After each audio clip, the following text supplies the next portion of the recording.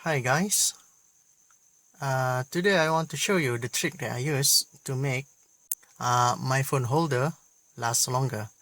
The trick is to protect the rubber suction cup here from the sunlight.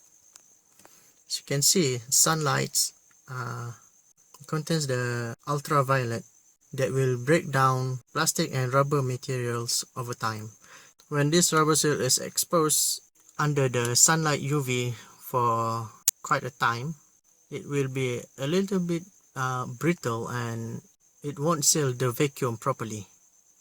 So what I use here is just a cheap sticker I got from Mr. DIY for 2 ringgit. So I've been using it like this for about 6 months right now.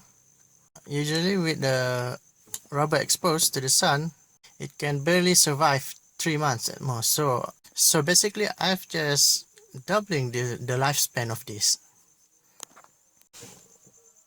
As you can see, I put the sticker outside, but you can put it inside. You can do it either way, as long as you protect it from the direct sunlight. Okay, thank you.